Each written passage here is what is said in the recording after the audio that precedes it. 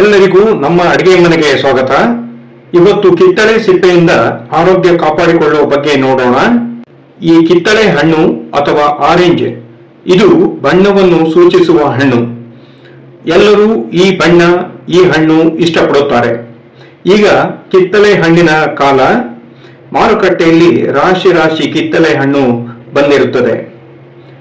ಈ ಕಿತ್ತಳೆ ಹಣ್ಣಿನಲ್ಲಿ ವಿಟಮಿನ್ ಸಿ ಇರುವುದರಿಂದ ರೋಗ ನಿರೋಧಕ ಶಕ್ತಿ ಮತ್ತು ಚರ್ಮದ ಆರೋಗ್ಯ ಹೆಚ್ಚಿಸುತ್ತದೆ. ಹಾಗೆ ಪೊಟ್ಯಾಸಿಯಂ ಇರುವುದರಿಂದ ಹೃದಯ ಬಡಿತವನ್ನು ನಿಯಂತ್ರಣದಲ್ಲಿ ಇಡುತ್ತದೆ. ಫೈಬರ್ ಅಂಶ ಇರುವುದರಿಂದ ಜೀರ್ಣಕ್ರಿಯೆಗೆ ಸಹಕಾರಿ. ಇದರ ಸಿಪ್ಪೆ ಬ್ಲಡ್ ಪ್ರೆಷರ್ ಮತ್ತು ಕೊಲೆಸ್ಟ್ರಾಲ್ ಮಟ್ಟವನ್ನು ಕಾಪಾಡಲು ಸಹಾಯಕ. ಹಣ್ಣನ್ನು ಒಮ್ಮೆ ತೊಳೆದು ಸಿಪ್ಪೆ ಬಿಡಿಸಿದರೆ ಶುದ್ಧ ಸಿಪ್ಪೆ ಬಳಕೆಗೆ ಸಿದ್ಧ. ಹಾಗಾಗಿ ಕಿತ್ತಳೆ ಹಣ್ಣು ಬಿಡಿಸಿದ ನಂತರ ಸಿಪ್ಪೆ ಬಿಸಾಡಬೇಡಿ. ಈ ಕಿತ್ತಳೆ ಸಿಪ್ಪೆಯಿಂದ ಏನು ಮಾಡಬಹುದು ಎಂದು ನೋಡೋಣ. ಇದರ ಜೊತೆ ಬೇಕಾಗುವ ಸಾಮಗ್ರಿಗಳು ಎಂದರೆ ತೆಂಗಿನಕಾಯಿ ತುರಿ, ಬ್ಯಾಡಗಿ ಮೆಣಸು, ಉಪ್ಪು, ಅಡುಗೆ ಎಣ್ಣೆ, ಉದ್ದಿನಬೇಳೆ, ಜೀರಿಗೆ, ಸಾಸಿವೆ ಕಾಳು, ಕಾಳು ಮೆಣಸು, ಹುಣಸೆಹಣ್ಣು, ಬೆಲ್ಲ, ಹೀಗೆ ಒಟ್ಟು 11 ಸಾಮಗ್ರಿಗಳು ಬೇಕು. ಈಗ ಕಿತ್ತಳೆ ಸಿಪ್ಪೆಯನ್ನು 4 ಭಾಗ ಮಾಡಿಕೊಂಡು ಒಂದರ ಮೇಲೆ ಒಂದು ಇಟ್ಟು ಅಡ್ಡವಾಗಿ ಮತ್ತು ಉದ್ದವಾಗಿ ಹೆಚ್ಚಿ ಸಣ್ಣ ಸಣ್ಣ ತುಂಡುಗಳನ್ನಾಗಿ ಮಾಡಿ. ನಂತರ ಒಲೆಯ ಮೇಲೆ ಹುರಿಯುವ ಬಾಣಲೆ ಇಟ್ಟು ಗ್ಯಾಸ್ ಹಚ್ಚಿ ಬಾಣಲೆಗೆ 2 ಚಮಚ ಅಡುಗೆ ಎಣ್ಣೆ ಹಾಕಿ. ಈಗ ತುಂಡು ಮಾಡಿದ ಕಿತ್ತಳೆ ಸಿಪ್ಪೆಯನ್ನು ಕಾದ ಎಣ್ಣೆಯ ಮೇಲೆ ಹಾಕಿ ಸಿಪ್ಪೆಯನ್ನು ಎಣ್ಣೆಯಲ್ಲಿ ಹುರಿಯುತ್ತಾ ಹೋಗಿ ಚೆನ್ನಾಗಿ ಹುರಿದು ಸಿಪ್ಪೆ ಬಾಡಿದ ಮೇಲೆ ಹುರಿದ ಸಿಪ್ಪೆಯನ್ನು ಬಾಣಲೆಯ ಒಂದು ಕಡೆಗೆ ಹಾಕಿಕೊಳ್ಳಿ.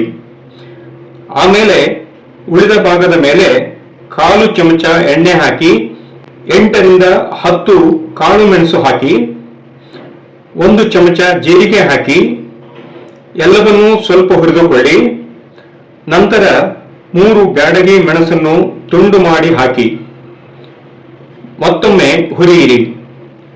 ಚೆನ್ನಾಗಿ ಹುರಿದ ಮೇಲೆ ಗ್ಯಾಸ್ ಆಫ್ ಮಾಡಿ ಮಿಶ್ರಣ ಆರಲು ಬಿಡಿ.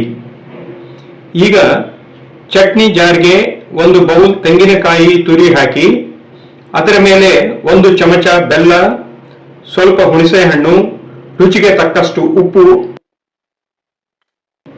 ಈಗ ಬಾಣಲೆಯಲ್ಲಿರುವ ಆರಿದ ಹುರಿದ ಮಿಶ್ರಣವನ್ನು ಚಟ್ನಿ ಜಾರಿಗೆ ಹಾಕಿ ಜಾರನ್ನು ಮಿಕ್ಸರ್ ಮೇಲಿಟ್ಟು ರುಬ್ಬಿ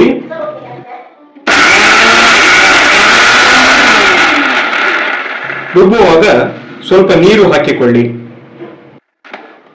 ಅಗತ್ಯವಿದ್ದರೆ ಇನ್ನೂ ಸ್ವಲ್ಪ ನೀರು ಹಾಕಿ ಚಟ್ನಿ ಮಾಡಿ. ಮಿಶ್ರಣ ಚಟ್ನಿ ಆಗುವ ತನಕ ರುಬ್ಬಿ.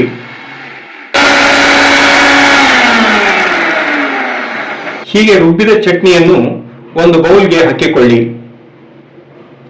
ಈಗ ಪುನಃ ಬಾಣಲೆಯನ್ನು ಒಲೆಯ ಮೇಲೆ ಇಟ್ಟು 2 ಚಮಚ ಎಣ್ಣೆ ಹಾಕಿ ಎಣ್ಣೆ ಕಾದ ಮೇಲೆ 1 ಚಮಚ ಸಾಸಿವೆ ಕಾಳು ಹಾಕಿ ಸಾಸಿವೆ ಕಾಳು ಚಟಪಟ ಎನ್ನುತ್ತಿದ್ದ ಹಾಗೆ 1 ಚಮಚ ಉದ್ದಿನ ಬೇಳೆ ಹಾಕಿ ಉದ್ದಿನ ಬೇಳೆ ಕಂದು ಬಣ್ಣಕ್ಕೆ ತಿರುಗುತ್ತಿದ್ದ ಹಾಗೆ ಗ್ಯಾಸ್ ಆಫ್ ಮಾಡಿ ಈ ಒಗ್ಗರಣೆಯನ್ನು ಚಟ್ನಿಯ ಮೇಲೆ ಹಾಕಿ. ಈಗ ರುಚಿಕರ ಮತ್ತು ಆರೋಗ್ಯಕರ ಕಿತ್ತಳೆ ಸಿಪ್ಪೆಯ ಚಟ್ನಿ ಸಿದ್ಧವಾಗಿದೆ. ಈ ಚಟ್ನಿಯನ್ನು ಅಕ್ಕಿ ರೊಟ್ಟಿ, ಜೋಳದ ರೊಟ್ಟಿ, ರಾಗಿ ರೊಟ್ಟಿ ಇಲ್ಲ ಬಿಸಿ ಬಿಸಿ ಅನ್ನದ ಜೊತೆ ಸಹ ಬಳಸಬಹುದು. ಒಮ್ಮೆ ಕಿತ್ತಳೆ ಹಣ್ಣು ಹುಳಿ ಇದ್ದರೆ ಸುಮ್ಮನೆ ಬಿಸಾಡಬೇಡಿ. ಹಣ್ಣಿನ ಬೀಜ ತೆಗೆದು ತಿರುಳು ಬಿಡಿಸಿ 1-2 ಚಮಚ ಸಕ್ಕರೆ ಹಾಕಿ ಚಿಟಿಕೆ ಉಪ್ಪು ಹಾಕಿ ಜಾರ್ನಲ್ಲಿ ನುಣ್ಣಗೆ ರುಬ್ಬಿ ಜ್ಯೂಸ್ ಮಾಡಿ.